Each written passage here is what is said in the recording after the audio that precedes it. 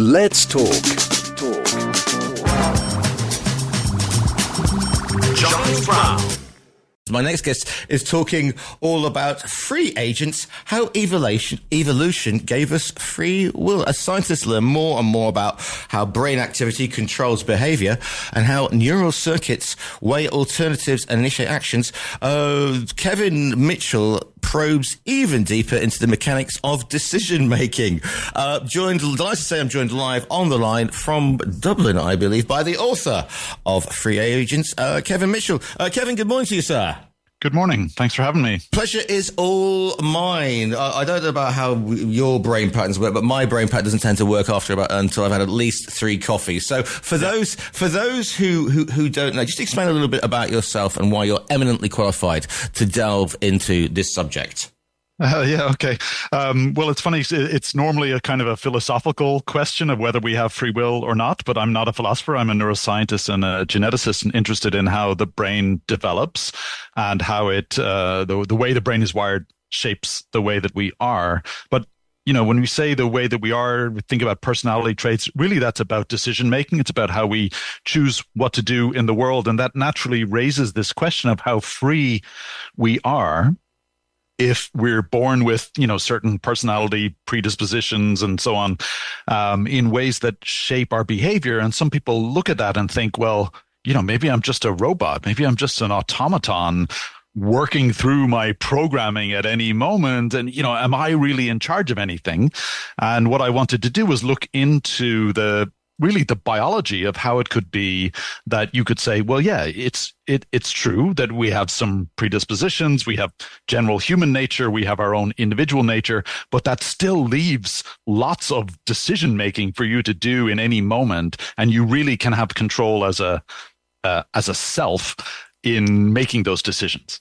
One of the things about the brain and neuroscience, and as you can tell, obviously, I subscribe to Neuroscience Weekly. Obviously, I'd never miss an issue. But one of the things we have found out about the brain is that we really don't know an awful lot about the brain, and there's an awful lot about the brain that we are still discovering. It is not just a simple circuit board, if you like. Oh no. Yeah, absolutely. I think the key thing there is, to realize how young this science is and how we're still figuring it out. And I think, it's really important not to get ahead of ourselves. I think there's a tendency sometimes when we find some neuroscience experiment and somebody says, oh, look, here's this part of your brain is active when you're feeling fear. And therefore, the reason that you acted this way was because this part of your brain made you do it. And, I think it's just, we need to have a little bit of humility when it comes to what we're learning about the brain, but the vastly huger amount that we don't yet know. And I think there's no reason to look at that kind of discovery and say, every time we discover something about how the brain works, there's less and less for you to do. It's like your brain is making the decision because I can see it working, as opposed to you using your brain to make the decision. And so there's no need to jump to these sort of philosophical conclusions from the kind of neuroscience data that we're getting these days. And also, when people say, oh, well, we're wired that way, the reason that we act like this is because we're wired that way, that's looking at again, I'll go back to the circuit board analogy, that's looking at a very sort of almost 2-dimensional way of looking how the brain acts.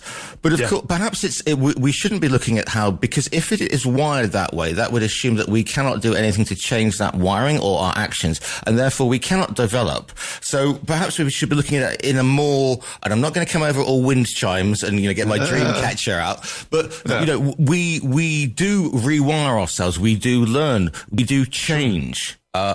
Which you can bolt on another conductor on a circuit board. However, we do it in a much more subtle and a much more intangible way, Kevin. Yeah, no, you're absolutely right. And I mean, that's one of the key aspects of the nervous system. It's not just a pre-wired controller that's fixed. It's a learning machine, right? I mean, that's what it's for. And so you could say, yes, we have some predispositions that we're born with. Say, you might be more risk averse than I am, for example, or more impulsive, or feel rewards more than I do, something like that, right? And those parameters would kind of affect your decision making, but in a really broad sense, right? Across many, many contexts, your risk aversion might manifest various, with respect to mine. But that doesn't say that that has enough information in it to say exactly what you're going to do in any given situation. We still have to learn things. We have to adapt to our world. And the way that we do that includes, developing habits and ways of behaving in the world that we learn that are adaptive and useful, or comfortable. But also, we can think about those habits. We don't just have to get stuck in those because we have metacognition. We can reason about our reasons and think about our thoughts in ways that kind of allow us to transcend some of those, the pre-wiring and reconfigure our own character in a sense. And this is perhaps one of the things that we are able to access the data of the results that the previous patterns have given us, and therefore it gives us the opportunity, hopefully, to override what would be a normal impulse, which perhaps, I don't know, and with my fondest apologies to those things that are scuttling across the bottom of the ocean, but, something scuttling across the bottom of the ocean will just react without thinking every time. Whereas hopefully at the top, but hey, anybody who's seen My Pet Octopus, or whatever it's called, might disagree. Hopefully at the top of the chain here, we can access this, and it gives us the possibility to reflect and alter those automatic patterns. Yeah, exactly. So the evolutionary trajectory, you just kind of sketched it out nicely from things that have this reactive control system that lets them behave adaptively, but it's not very flexible in a second order way, right? So they can't reconfigure their control policies, if you will. But we can do that, and we do that all the time, right? We're constantly not just acting on our motivations, but thinking about, was that a good motivation to have? Should I have acted that way? Should I have been certain about this piece of information, or should I have questioned it?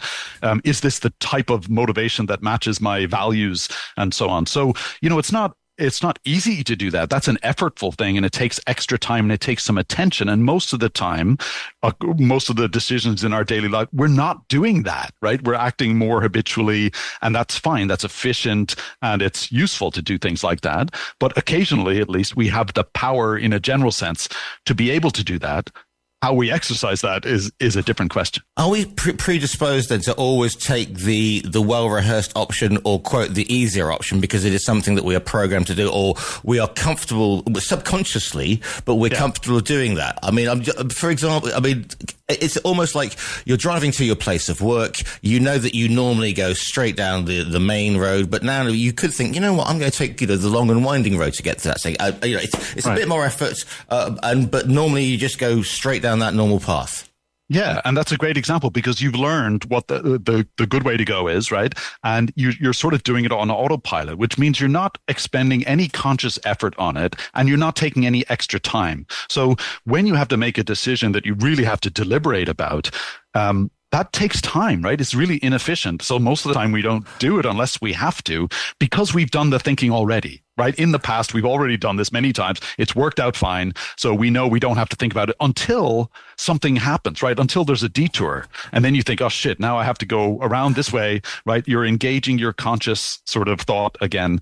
So yeah, I think we can move between those two kind of modes of thought and control, and they're both useful, right? It's not just because a lot of the time it's automatic doesn't mean we're not in control of it. It's just that our past self has made those decisions and come to those conclusions, and we're just sort of acting them out. And interestingly enough, if you happen to be on the Iberian Peninsula on Monday, it's very interesting to see the reaction when things don't go to plan, because some people go to a default mode. Perhaps it's the training that maybe they've been in the military, maybe in the emergency services, but they then go to plan B, as it were, because that's what they've been trained to do, the default. But others just sit there like the proverbial rabbit in the headlights going, I can't compute this, I don't know what to do. And Monday was a case in Spain and Portugal in point. Yeah, I think that's right. And, it's a great example because it's a shock to the system that actually made all of the normal habits just not work anymore, right? They were no longer functional or useful at all. And so it was a total reconfiguration to an entirely different scenario, which, most of the time in our lives, we're not experiencing shocks like that. But every once in a while, we will, where it's a more personal thing, where there's something that changes your life circumstances dramatically and you're out of your habitual scenario, even just moving country or moving job or something like that, right? You're back into the mode of having to think about things from first principles much more actively before things become habitual again in your new circumstances. Nothing, as the saying goes, nothing exists in a vacuum. So therefore, does environment, and I'm not saying Amazon rainforest, but does your social environment, your social standing, your environment, your work environment, does that have an effect on your development in this? Yeah, absolutely. So if we think about free will, the philosophical question is usually, do we have free will or not?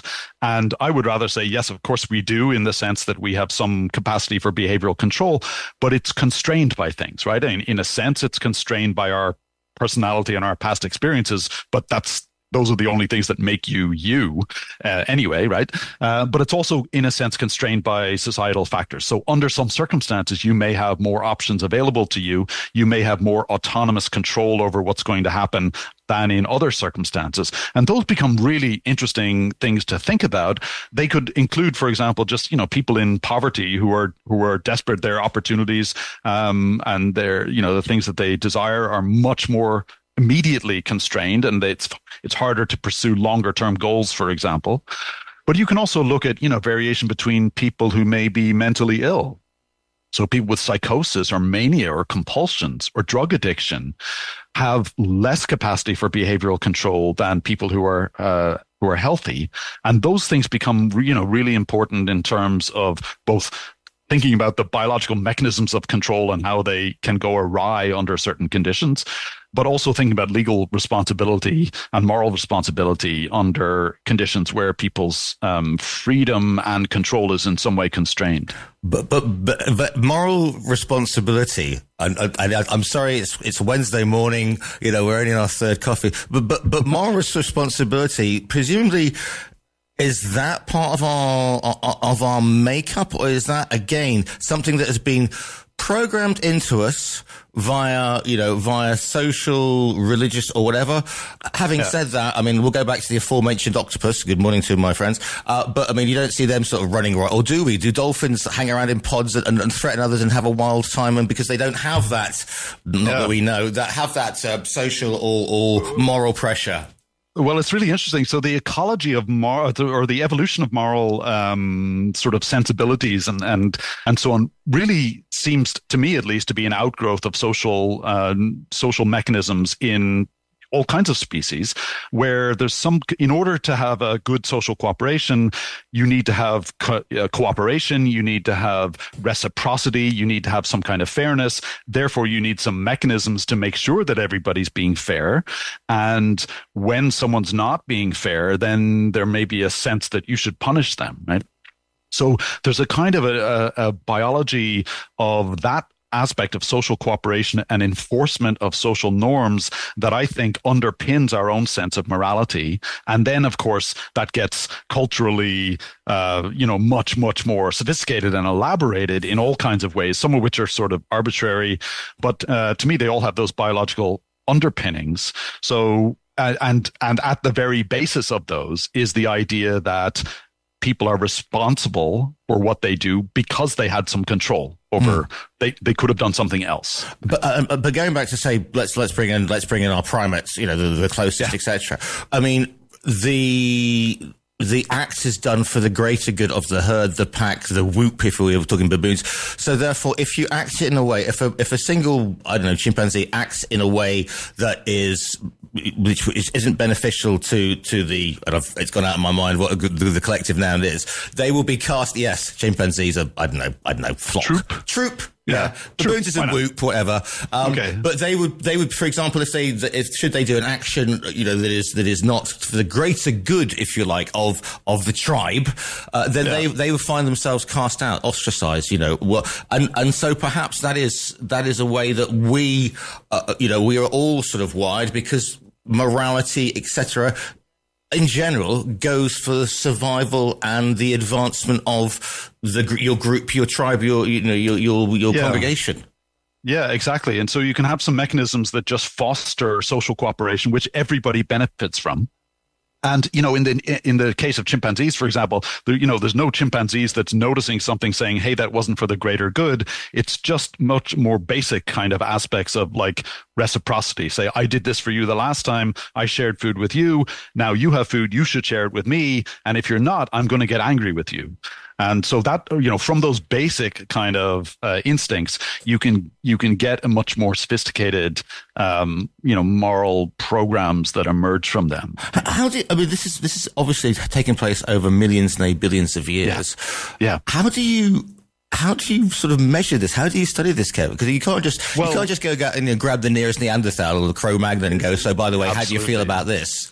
Yeah. So, it gets really tricky when you get into early human hominid evolution because we don't have any of those species left, obviously. Allegedly, obviously. Yeah, right. With other species, we can't go back in time to look at our common ancestors, but what we do is look at species that still exist today, and from the fossil record, we infer that they're similar to ones that existed in the past. So we're making some inferences about things that did exist in the past and the kinds of brains that they may have had, the kinds of behaviors they may have taken part in, and the degree of control that they had over their actions. And you can see across different kinds of species that some of them, for example, are very reactive. Others are planning things and they're managing their behavior over extended periods of time.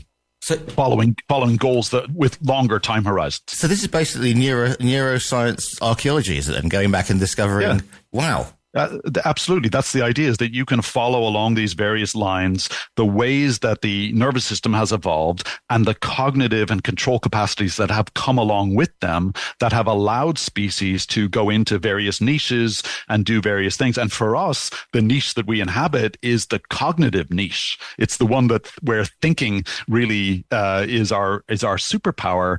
And eventually that became social thinking, and all of our then cultural evolution, took hold as well. Now, excuse me on this one, Kevin, because you were talking to a bloke who obviously did absolutely nothing.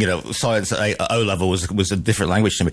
When you're looking at this, are we literally looking at? And here comes my complete lack of knowledge in the subject. Are we looking at particular? Are they veins? Are there? Actually in the brain, can you see? Yeah. If you like, let's go back to the circuit board. Are we looking at some circuit board bits that are larger than others, and you go, okay, that identifies as this is because we know what this particular set of veins or whatever the neurons does. Yeah, pretty much. Yes. So we're talking about nerves, just nerve connections, right, between different parts of the brain. And you can look and see whole bits of the brain that sort of evolved. Like, for example, our bit in the front of the brain called the prefrontal cortex got particularly large in humans compared to apes. And that seems to be the bit that we use to do this kind of metacognition, where we're thinking about our own thoughts and reasoning over our goals and beliefs and so on. But you can do the same thing, and you can pick out circuits, and it's not just that we can see them, is that we can manipulate them. So in animals, for example, we can go in mice and we can see these various circuits that are involved in decision making or having a goal or choosing an action, and we can manipulate those and make an animal prefer one action over another and so on. So it's an enormous sort of neuroscience of decision making that we're getting a grip on right now that is informative for the philosophy of free will. And partly what I wanted to do in the book was bring those two areas together, so that, the philosophizing doesn't have to go on in just an abstract way from the armchair, while the neuroscience can really be informed by millennia of thought about what it means to make a decision or be in control of something, and how could that even be in a conceptual sense. Can I just bring at this point the 300-pound silver being with red eyes in the corner of the room, otherwise known as AI, because people are losing their collective minds on this one, because they say, well, that's the end of free thought, and these machines will take over, and therefore, when you look at where we are with AI, because this is something what is your take on this, Kevin? You mentioned it in the book. Yeah, I do. Yeah. So it's super interesting, of course, and the subject of lots of science fiction movies and so on, the idea that AI could become conscious and autonomous and alive. And what I will say is that the current things that we have, the current large language models like ChatGPT and so on, to my mind, don't have the right kind of architecture to do that. They're not designed to be autonomous agents in the world. They're just talkback machines, right? So they're very sophisticated chatbots and they do amazing stuff, but they're not acting in the world. But I don't see any reason why we couldn't make some systems that do act in the world, that are like robots or even in a virtual world, where effectively they really are agents. We're giving them the same kinds of circuits, the same kinds of capabilities that we observe in and learn and know about from neuroscience, and the same kind of relations with the world. Maybe they need to be mortal, right? I mean, maybe they need to be... We're getting into Blade Runner territory here. Some skin in the game, we're getting into replicants here, and Deckard, if you're not careful. Well, exactly. And so the question then is like, okay, first of all, how could we do that? Secondly, should we do that, right? And if we did it, then there's all kinds of ethical ramifications around that of like, well, maybe these things should have rights if we make them conscious entities, you know. And I don't want to get too far down that road because I think there's other ethical concerns with the AI that we have right now and the way it's implemented, and that just has to do with, you know, sort of surveillance capitalism and all kinds of other misinformation, all sorts of stuff like that.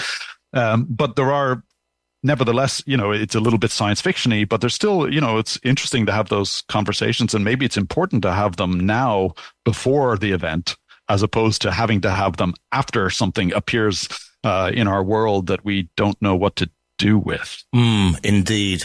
What are you hoping that people are going to learn, are going to think about in Free Agents?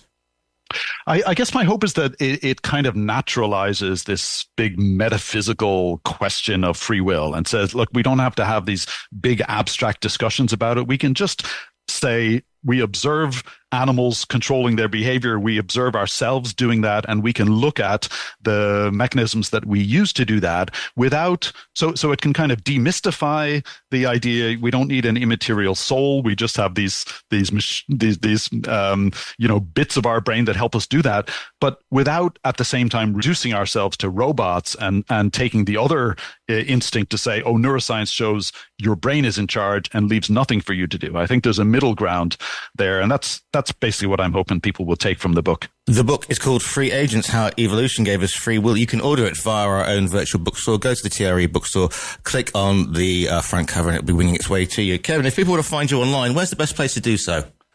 I guess the best place these days is on Blue Sky. So it's my handle is @wiringthebrain.bsky.social, I think. And I have a website as well, which is kjmitchell.com. kjmitchell.com. The book is called Free Agents. It's by Kevin J. Mitchell. Kevin, it's been an absolute pleasure to speak to you this morning. Thanks, Giles. It was a lot of fun. Thanks.